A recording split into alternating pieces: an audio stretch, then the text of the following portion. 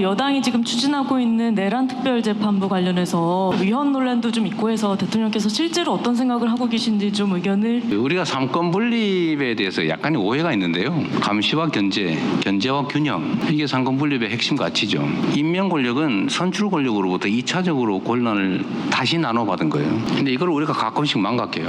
가장 최종적으로 강력하게 존중돼야 될 게 바로 국민의 주권 의지다. 위헌 얘기하던데 그게 뭐 위헌이에요? 그렇게 논쟁을 하면 안 된다는 거예요.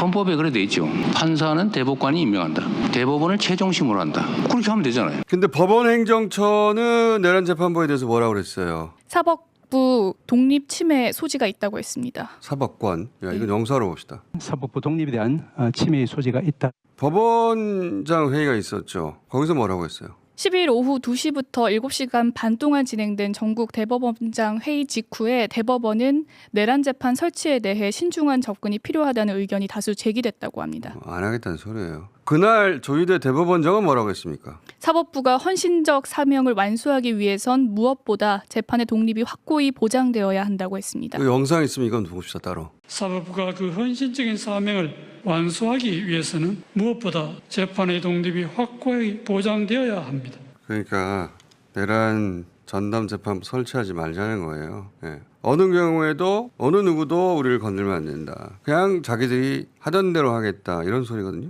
왜요? 자기들은 공무원 아니야? 하늘에서 내려온 철인이야? 공무원이 공적 목적에 따라서 특정 임무의 TF를 운영하는 게 왜 안 돼요? 이거 내란 전담 재판부 그냥 다른 조직에서는 TF예요. 재판부라서 내란 전담 재판부라고 멋지게 불러주는 거예요. 그냥 TF예요. 내란은 우리 법이 정하는 가장 중범죄로 역사적 재판인데 이게 왜 안 돼? 그 유명한 뉴렌베르크 재판 여러 국적 아예 4개국 판사들 8명으로 재판했어요. 캄보디아 킬링필드 있잖아요. 크메르루즈 재판. 여기에 캄보디아 판사 3명 그리고 유엔으로부터 판사 2명 파견 받았는데 그래서 특별재판부 구성했거든요. 그중에 한 사람은 우리나라 판사였어요. 정창호 판사라고. 근데 지금 사법부 놀리면 이거 전부 다 재판 독립을 훼손하는 거예요.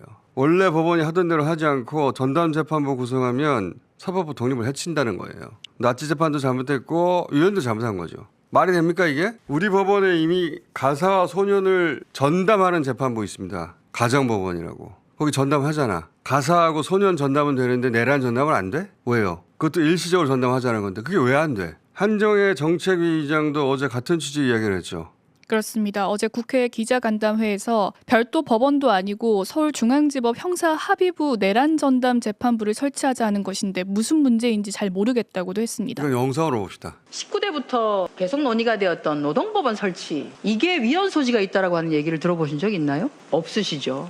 지금 우리가 하고자 하는 것은 별도 법원을 설치하는 것도 아니고 서울중앙법원 형사합의부에 내란 전담부를 설치하자고 하는 것인데 이게 사실 무슨 문제인지는 잘 모르겠습니다. 우리가 지금 이 건에 대해서 이렇게 판단해라 저렇게 판단해라라고 하는 것이 아니지 않습니까? 자, 저는 여기서 브라질 얘기를 하지 않을 수 없는데 우리나라하고 매우 유사한 일이 있었거든요. 브라질에서 윤석열의 12월 3일 네. 계엄은 친위 구테타 형식으로 저지른 내란인데 브라질 소우네라우 전 대통령은 구테타 모의를 장군들과 하거든요.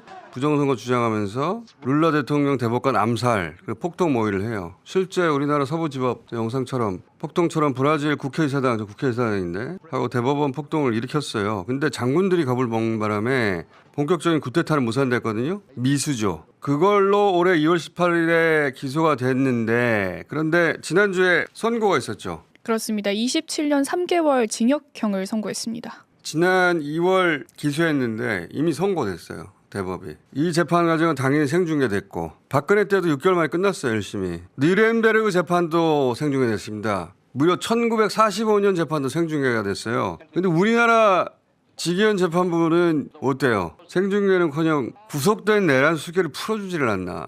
재판을 질질 끌고 휴가를 가지 않나 중간에. 근데 사법부 뭐라고 합니까? 가만히 있어요. 아무 문제 없다는 듯이.